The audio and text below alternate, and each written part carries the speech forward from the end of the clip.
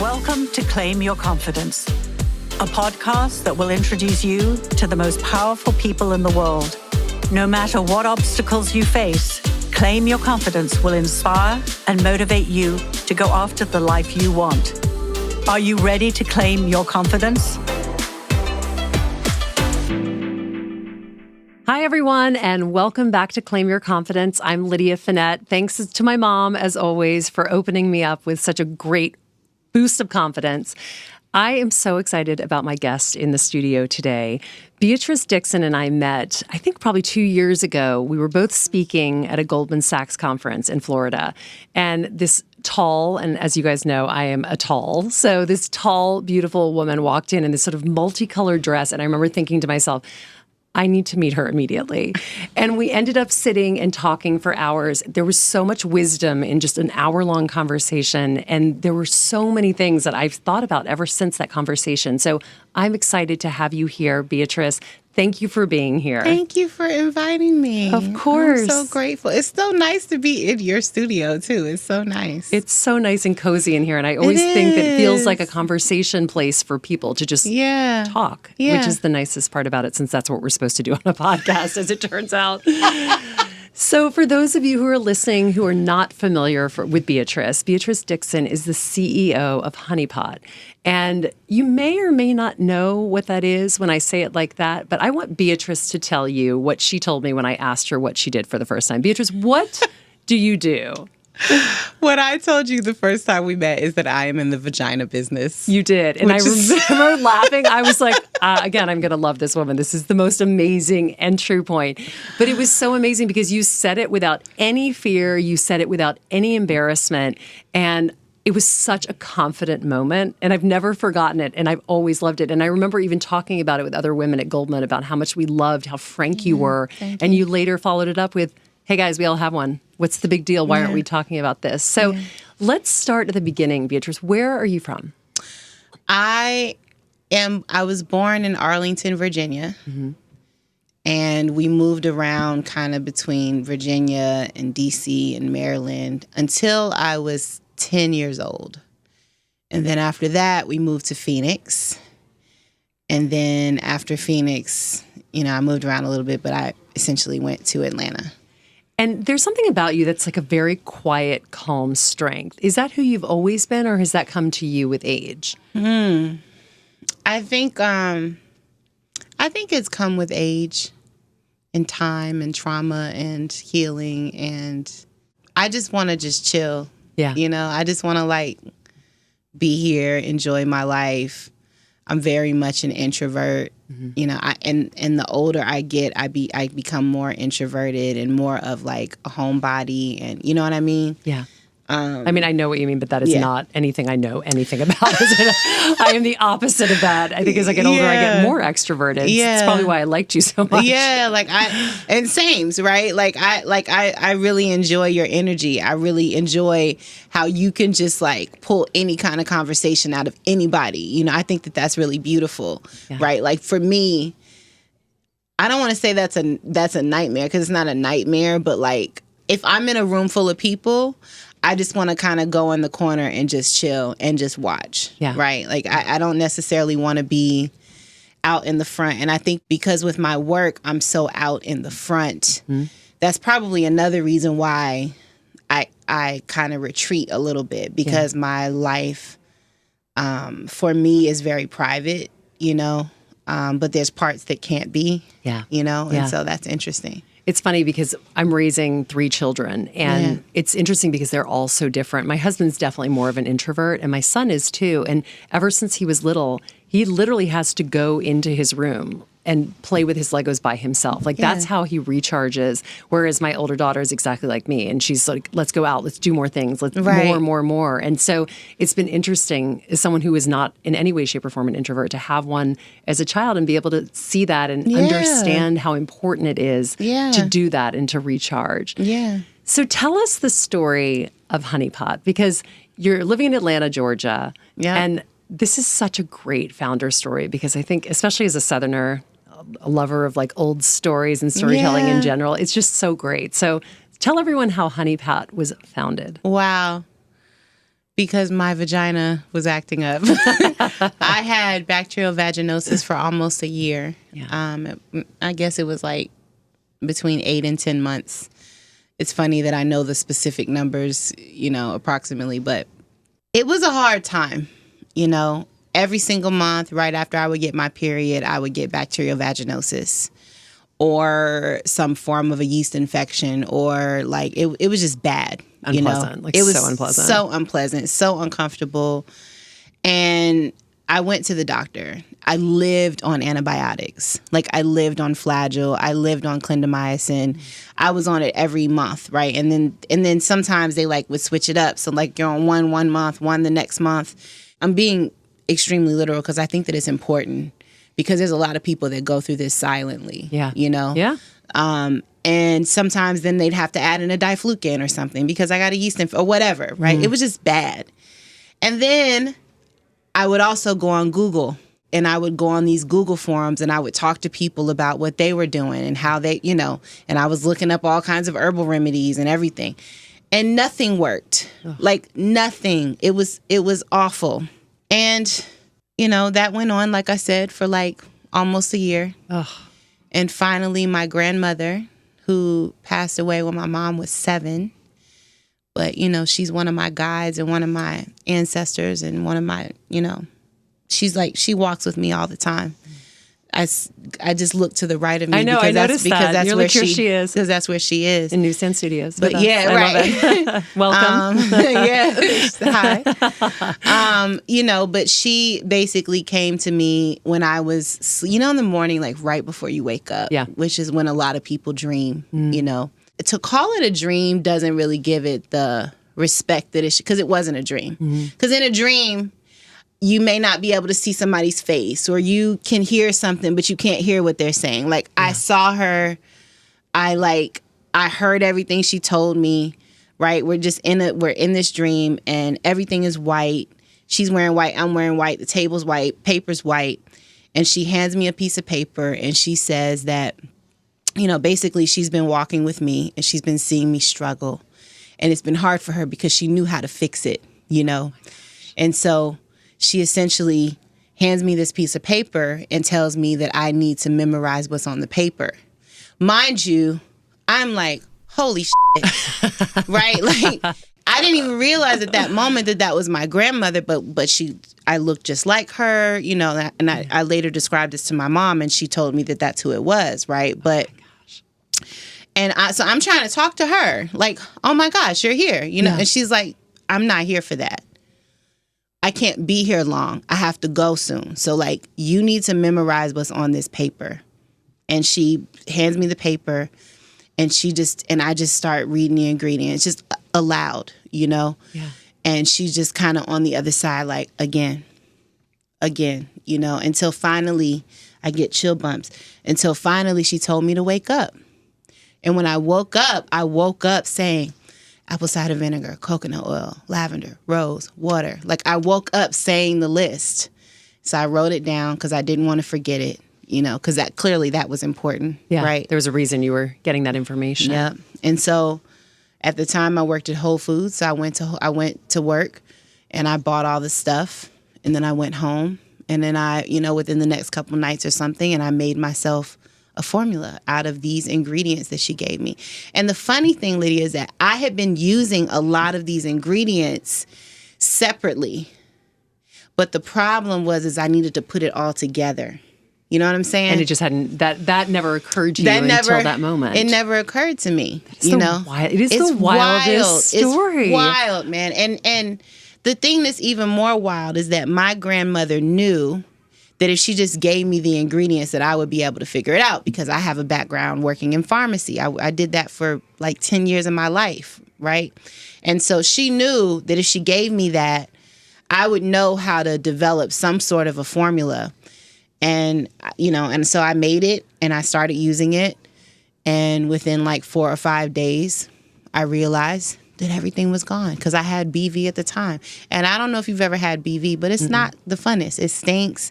It's a lot of discharge. It's bad, Not, you know? not it's good not at all. fun. No. It's not fun. And so what did you do after that? Because obviously that could have been the kind of thing you're like, great, I have something for myself that's going to make this better. But Right. was it all that time in the Google forums? Like what in you made you think like this is something I can do something with? I think it was the whole experience. Journey. It was my thing. It was like going on these Google forums and seeing humans that have vaginas that had been dealing with this for like 10 years, 8 years, 5 years, you know, and then on top of that, having terrible experiences with how they got whatever the thing was that they were dealing with. Because not everybody had BV, right? Yeah. Like Yeah. everybody was just talking about their vaginal issues in general, Yeah. you know? Yeah. And then it was the culmination of like what I had been dealing with and what was so hard. It was just like a combination. But the funny thing is when I realized that it had worked, literally within that moment, I was like, this is what I do now. It's so funny because there must be also that part of you that, I mean, if your grandmother is going to come to you one time, I mean, who knows if she'll come back again in that way, but obviously there's a reason. Period, Yeah. end of sentence. So it makes sense that that would be sort of like Exactly. such a eureka moment, like I am here to change this for other people. Exactly. So I remember you saying at Goldman when I was listening to your speech that you were working at Whole Foods at the time and you sort of were telling everyone about this. And then people would come in to buy things and people would say, your friends would say, like, go give that person I that, was right? I was like the vagina lady. So like amazing. anytime somebody had a problem. But I also was the person on the team that had the most like healthcare experience. Yeah. Because I had worked in pharmacy so long, I wanted to go to school to be a doctor. When I started learning herbs, it was very easy for me to pick up. You know what I'm saying? I think that I am a natural born healer. Yeah. You know, like I was just born this way. But then again, I'm Native American, I'm African American, I'm everything, right? We're all everything. We're all mixed up. But but I think my Native roots and my African roots, which I don't, I know more about my Native roots than I do of the African American roots that I have. But I know that it's in my blood because it comes very, very, very easy to me. Because I had the most knowledge, I got sent a lot of people, you know? Yeah. But also, like, if somebody had a vagina issue, the team was like, oh, go to B. She'll help you out, you know? Me and Sai, we... Sai's your brother, right? Sai's my brother. Yeah. We weren't selling product. By this time, like, Honey Pot is, like, a thing. Yeah. But it's not a thing where it's launched and it's a company and we've got products. It's more like... it's a thing and we need to make sure that it works not only just for me, but for everybody else that uses it and that they have a similar experience, you know? And so was that the feedback? People would come back to you and say it worked, or you would find that out from other people? No. So what I would do is I would help them with get all their stuff in the store. Got it. And then I would walk them to the register and then I'd help them check out. And then I'd walk them to the car to help them with their groceries. And then I would say, hey, do all the stuff that I just told you to do. And I make a really amazing product that worked for me. And I'd love for you to just try it. I don't even want you to buy anything. I just want, if you're open to it, I will give it to you. I just need to know, is it too strong? Is it too light? Is it whatever? Because we were iterating, you know, like that first formula was like probably the strongest thing that ever was, right? Like it didn't need to be that strong. You know, when you're making products for humans, if you're making food, it shouldn't be too salty. Yeah. If you're making it for other humans to consume, you don't cook for other people in a mass way, the way that you would cook for yourself. Yeah. You understand what I'm saying? Of course. And if it's a skincare product, it shouldn't be too strong. It shouldn't, but it also shouldn't be too weak. It has to be kind of just right. You know what I mean? And so you're basically doing market research. it was like a hood clinical trial. You're like, patent that. Thanks so much. I love it. So then when did you realize, so you're at the point where you've done some market research. This is going well, obviously. So what's the next step from there? Because as you said, you weren't selling it, you weren't doing anything. When were you like, okay, this is how we're going to take this out into the market? So the next step from there is we did that for almost a year and a half. We would just make it, give it away, make it, give it away. And then people were like, I cannot just take this from you anymore. Like, take $20, take $10, whatever, right? Like, and we had no clue. Like, I would just leave it in my mailbox or something, and like somebody would come by and pick it up and just leave the money. It was crazy. It was crazy. You know, there was just a lot to figure out, right? Because it's a foaming product. But what bottle do you put that in? I didn't know anything about anything. Yeah. You understand what I'm saying? Yeah, of course. And so after the kind of what I just told you about how I would get people to try it, the thing that came after that was like, okay, how do we even bottle this? How do you make this so that you can make at least 100 bottles at a time? Like, how do you do, right? Like, we had to figure all those things out. Yeah. And then, I don't know if it was one of my people or one of Sai's people, because Simon is like very connected and knows everybody. But somebody was like, y'all should go to the Bronner Brothers hair show, you know? And so I had never heard of that because I wasn't from Atlanta. You know what I'm saying? I had only been there for maybe like 5, 6, 7 years, something like that, right? I had never heard of that, especially coming from Phoenix. Like, there's not to say there's not hair shows there, but there's not like the biggest black hair show in Phoenix. You know what I'm saying? And so you're like in Atlanta, however. Exactly. And so we did it. You know? It went well? It went really well. You know, I got on my hands and knees and I told Sai, because he was just like, B, like, I've been supporting you through this thing, but like, I only know about vaginas what I know about them, right? Like, I don't know, because he had a really strong business. He's a CPA, right? Yeah. You know, and so he had something that was thriving and moving, and it was, you know, and it was a thing. Yeah. And so for him to kind of shift from that to this, in which was like completely knew nothing about, which neither one of us did, that was a big thing, you know? But I was like, bro, if this weekend doesn't work, you will never hear about this from me again. You're off the hook. And so are you bootstrapping at this point? You're using your own money? Bootstrapping. Okay. Yeah. Troy, who's our other family friend, who's like my brother, basically puts up $20,000. And so with that $20,000, we bought bottles, caps, labels, ingredients, you know you're from the South, so you know what I'm talking about. You know the big like 3-gallon thing that you can put like tea in, and it's got a spigot on it. Oh yeah, of course. Yeah, so like an iced tea, but yeah, sweet tea. I get it. Yeah, I'm with you. So that's what we like made the product in. Then you dispense it out into the bottles. And then you dispense it out, because that's the simplest way to do it, you know. And then we like, you know, Sai had an idea, like, we can take these, you know, like those wooden crates, and then we just spray painted honey pot on it. And like, we were just thugging it. Like, we bought a little banner that went in the back. Like, we went and bought all the ingredients that went in the product, set up a table, made it beautiful, you know, and we went. And you did it. And we did it. And it sold out.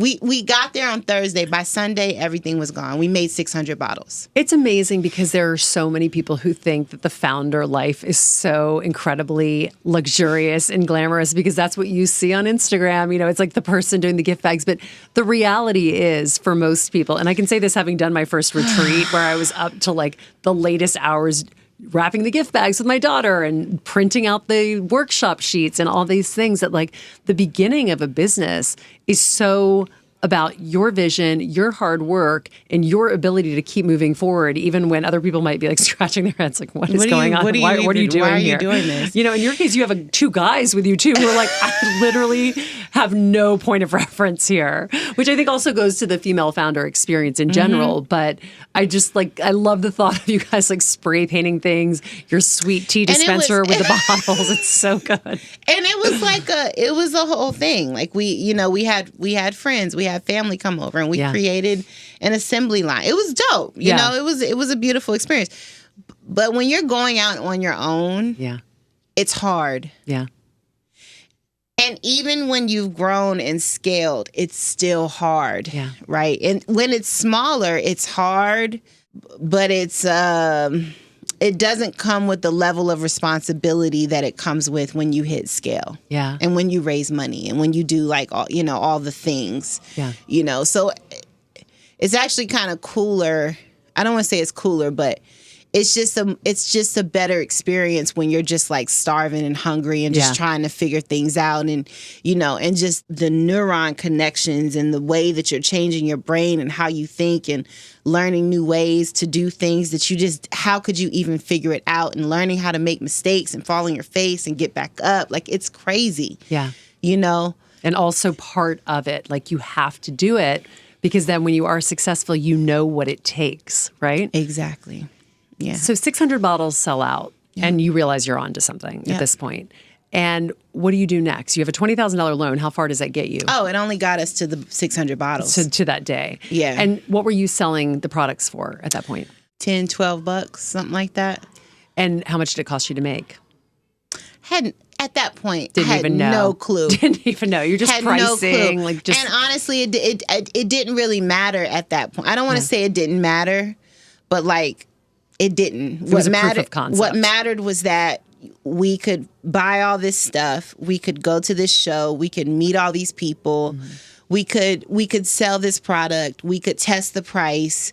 You know what I'm saying? Yeah. That's the part that really mattered, because like, you just have to make sure you even have something to matter about before you get to like, how much is my cost per bottle? What's my margin? How profitable is it going to be? I'm not saying that doesn't matter, because that always matters. But in the very beginning, especially if it's like the way that we did it and went about it, like, it's your proof of concept, really. Yeah. You just need to see what you got. Yeah.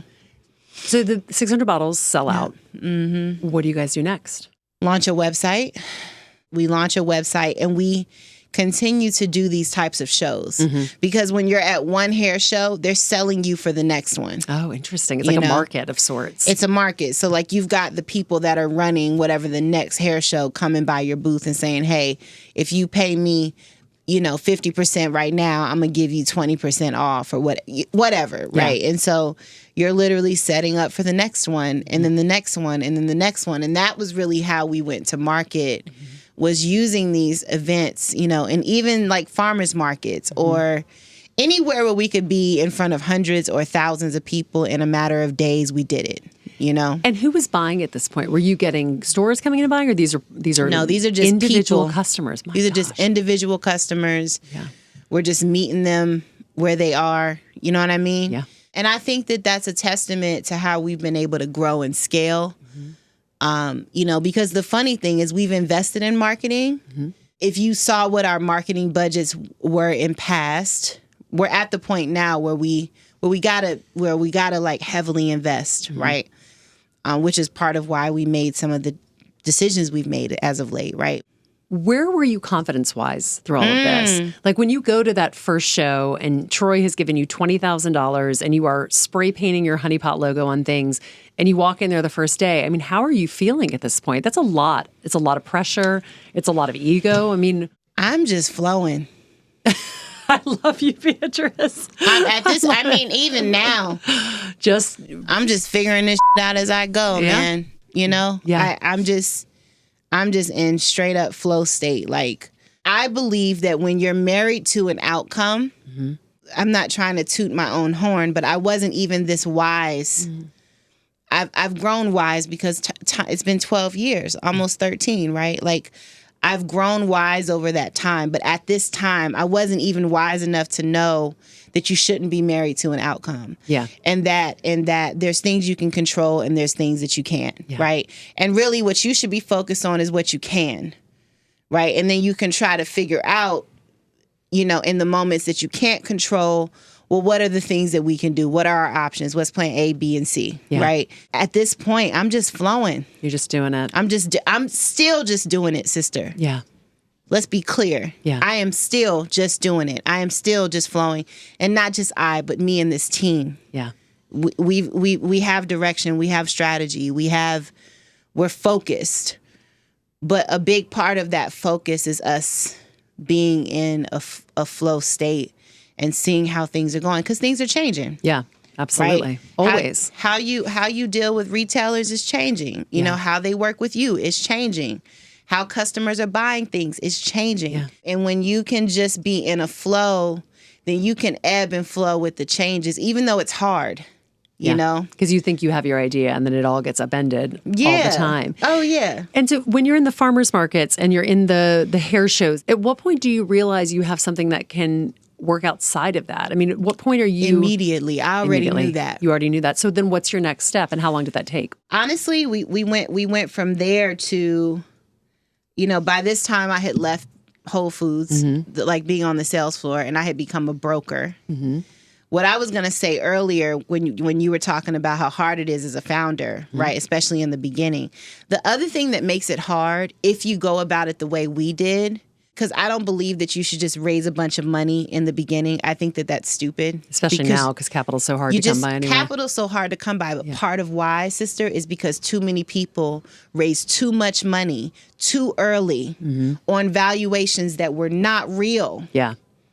Right? And then it kind of messed it up for everyone. Yeah. You know? Yeah. And so if you were to do it the way we did it, you still have to work. Like, you still have a proper job, 40, 50, 60 hour a week job. And your side hustle. You're right. And it's not it's not a side hustle. It's not even a side hustle. It's like a thing. Yeah. Right. And so by this time, like I said, I had left Whole Foods. I went to become a broker. And when I was a broker, my customers were now Whole Foods. My customers were like co-ops. My customers were like natural grocery stores, right? And so what I would do, similar to what I did when I would walk people to their car, my job was to go to 3 stores a day. My territory was the Southeast and Florida. And so what I would do is I would go into the store. I would sell them what I was there to sell them. I would walk out, put that stuff in the car, and then I'd walk back in and I'd sell them Honey Pot. Amazing. Right. And you're like, I did my job, and here I am again. Yeah, because I knew different role. I knew that it was a conflict of interest, but I had to take that risk. Yeah. Yeah. I had to. You know what I'm saying? Like, we're right here. Yeah. And a lot of times I wouldn't even sell it to people. I'd just be like, look, take these 6 bottles, right? And if it doesn't work, then I will never ask you again. Yeah. Same way that I went with my brother, right? Take these bottles, what's called a free fill, right? I'm going to give you 2 of each because I think maybe we had 3 different types of wash. When I come back next month, if it's sold, then let's talk about doing an order. If it didn't, no harm, no foul. No harm, no foul. You didn't lose any money, right? I lost some, but that's okay. Yeah. Right? And so that was the tactic. And even with Whole Foods, we got into Whole Foods, but it wasn't Whole Foods. It was like a store of Whole Foods. Yeah.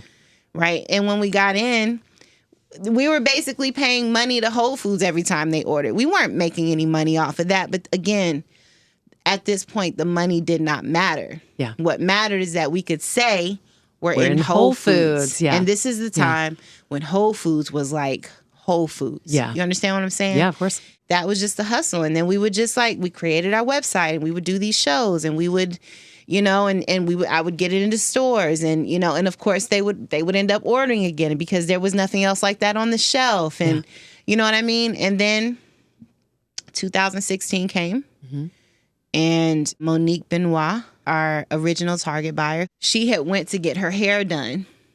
And her hairdresser, you know how it is when you go to a hairdresser. You're just talking, right? You're telling them everything about your life. Barbershop, whatever. You're talking about your life, what you do, blah, blah, blah. Especially if it's like a new hairdresser. Yeah. Monique tells her what she does, and she's like, you should look at Honey Pot, And so she looks at our website, and then she literally just sends an email in our support email. And that was how we started talking to Target.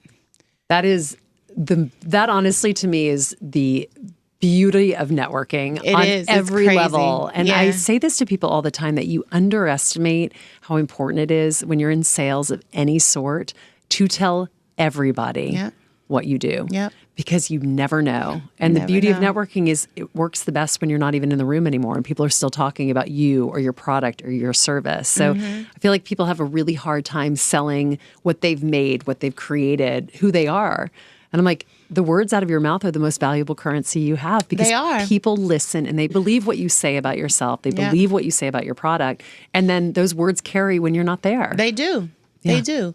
And I agree with you. Like, being that I'm so introverted, networking can be very hard for me. But as it related to selling the product and talking about what it did and the benefits, that part was never hard for me. But like, put me in a room full of entrepreneurs and I'm going to be like, I have got to go. I do not want to be here. Get like, me out of this place. I am not interested. I don't want to be here. Like I'll go do my little thing on the stage and I'm out, boy, because I don't, it just makes me nervous. I don't know why, Yeah. and then we worked on that. And then what was that order? I mean, how many bottles did they order at Target? We got our normal and sensitive washes and wipes into 1,100 doors of Target, which is ridiculous. And wait, also, how are you even producing that many at that point? I mean, that must have been a simultaneously like really exciting email, but also horrifying when you're like, of course we can. And then you're like, how will we do this? Well, the funny thing, Lydia, is that I had already started maybe like 6 months before that. I had already started looking at manufacturing facilities. Wow. Because you knew. I didn't know, but I knew. Yeah. I intuited that, probably need to just understand what that world looks like. Yeah.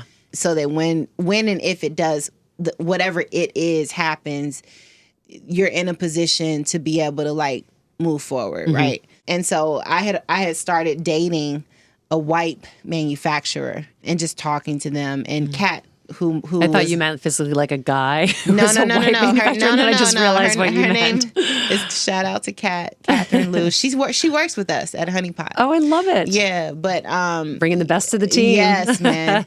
And so her and I were talking for a while. So when it was time, when Target came about, for a second we were like, maybe we can make it. No way you can make it. No, it's impossible. You're like, maybe actually no, we're not going to do that. We're just, what? No, we're not. No, impossible. We're not. So we had to raise money.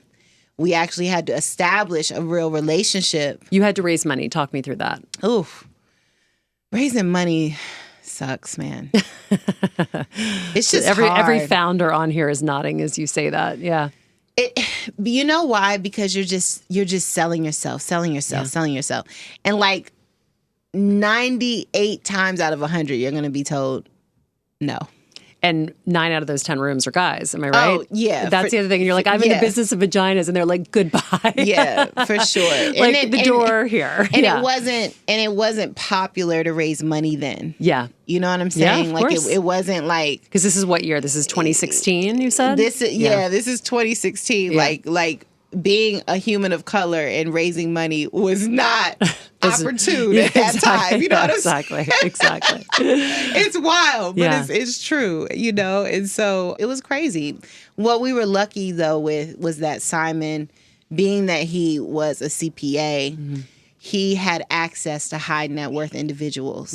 And so our family and friends round really came from his clients, relationships, his clients, and just people that we knew, clients and a little bit of family. It was gnarly because literally we would be raising money to pay an invoice. Oh my God. How stressful. Oh God, my heart is triple beating. I think that's also the other part about being a founder, right?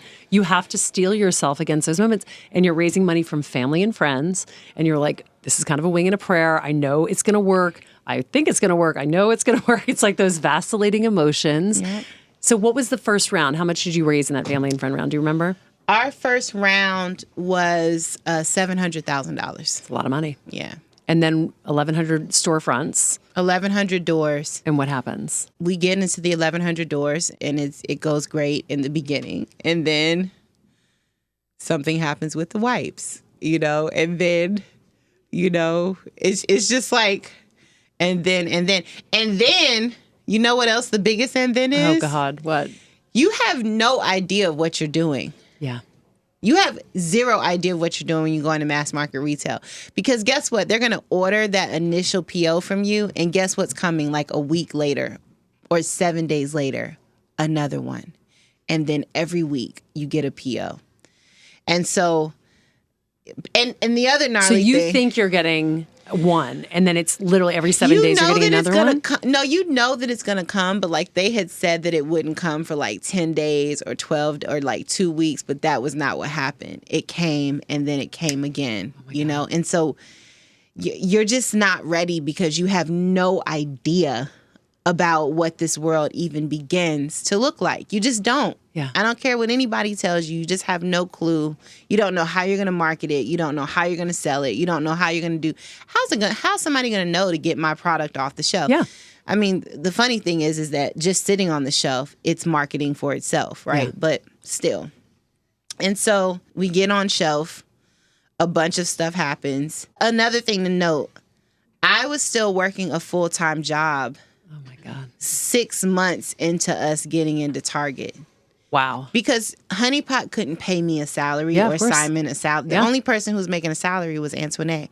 And it wasn't a salary. Like, let's be real. It was like an hourly stipend. Like, it wasn't, you know what I'm saying? But we were just, we were just thugging it, And so it worked out. You know what I mean? But yeah, it was hard. So this takes you to what, 2017? You're kind of in this time. Yep. What happens to grow your business? Because your business is now the number one feminine product out there. The number one better for you. Yeah. Yes. And I mean, that's along Vagisil. These are products that have history and legacy, and you were right up there. So what did that take to get from that part in Target to where you are today? A lot. A lot. Yeah. If you could think back, what would you say like the 2 or 3 key things have been for you? I think innovation. Mm-hmm. Meaning more products? More products. So what happened 6 months after we got into Target is we got our herbal menstrual pads in. We only took 50 doors this time. She wanted to give us more, but we were like, no. Learned your lesson. No. Let's start out really tiny, and then let's grow from there, right? Because our herbal menstrual pads are like our number one line of products within the whole brand, right? But the cool thing about that, Lydia, is that had never happened before. So we made history with that. Why? Because you knew that you could only do 50 at that point? No. What was so historical about it is, think about it. Summer's Eve, Vagisil, they make washes and wipes. Have you ever seen them make a pad or a tampon? No. Right? Always, Tampax, Kotex, Maxi, they make pads and tampons. Yeah. Separate business. Right? Monistat makes treatments. Yes.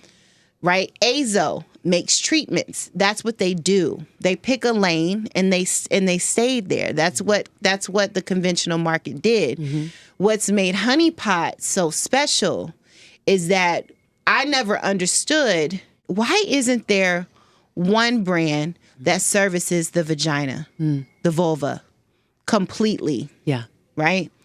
So the way that we like to do things is we like to recreate wheels, essentially. No reason to create your own. Yeah. You understand what I'm saying? Of course. We look at the biggest markets. We look at what those products are. Mm-hmm. And then essentially we go back to the drawing board and we figure out a more better for you approach. Mm-hmm. We infuse it with herbs. We infuse it with really beautiful plant-derived ingredients. We use really beautiful textiles, so organic cotton, Even just a couple years ago, we launched a really beautiful OTC cosmetic line with our anti-itch products, right? We look at these markets and we say, hey, they're the best ones that could have ever done it. Yeah. Right? Like, I am so grateful for Summer's Eve and Vagisil and Always and Kotex and Maxi and Monistat and all these companies, because they literally created a way for us to be successful. Mm-hmm. And so that is actually probably one of the biggest sweet spots of what we do. We look at what's happening in the marketplace and we figure out a way to do it really beautiful and clean and efficacious. And then on top of that, we put it through major clinical trials. We've worked with over 3,500 humans to test every single thing that we do, and now we're even doing microbiome testing. Anytime we want to go into a new market, we go through extreme customer data. We look at all kinds of different types of data, talking to people, numerator, this one, that one, right? Yeah, doing all the research. All the research, right? Yeah. And within our innovation process, we put it through.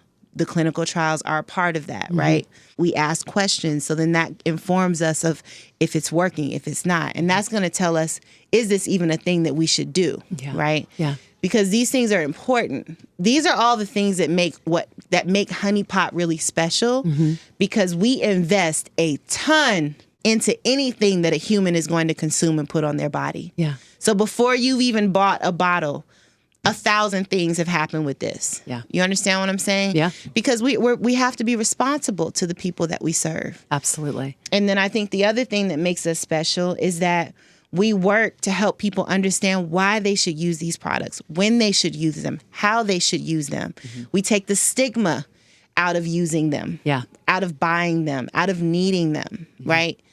For us, it doesn't, if there's an odor, don't feel bad about it, girl. Just go, let's figure out what's going on. Yeah. Right? Like, why is that occurring? That's an inside out thing. Yeah. You know? Yeah. All of these things is what makes our company really innovative, because and I think the most special part of what we have going for us is the community that we serve. Yeah. And that's the best part, I think, of any product that you have, is when you have people who are using it and become the ambassadors. And I'm sure social has been a huge part of your growth as well, just from person to person, being able to share that story, because I think you're right. A lot of it is stigma. You think about, I mean, we're relatively the same age, and you think about the stigma that was attached to anything in your body when you were little, and the hiding of the tampons, and the way that was all voiced and coached to you as a very young child. And I think that was another reason that I loved the way you introduced yourself at the beginning. I was like, how amazing to be so honest about something that's so much a part of our everyday. Right. And isn't a big deal. It isn't. It's actually... It is a big deal because we have to deal with it, but it shouldn't be something that we're shamed to have to deal with. And honestly, people used to think that you needed to use our products if you had something going on. Actually, it's the opposite. Our products are meant for you to use so you can be proactive. So that you don't have things going on. So you don't have things going on, right? You know, it's like how you use really beautiful skincare on your face and on your hair and on your body, right? You use the best toothpaste for your teeth. You know what I'm saying? Yeah. You're the goal. You eat organic food if you can, or at least fruits and vegetables, and you drink water. You want to think about Honey Pot in that same vein, right? We're just here to help you to maintain, right? Which is why we do so much testing and why we work so hard to understand the chemistry and the science behind our products, right? Because we have to make sure that it maintains, that it doesn't take you out of balance, you know?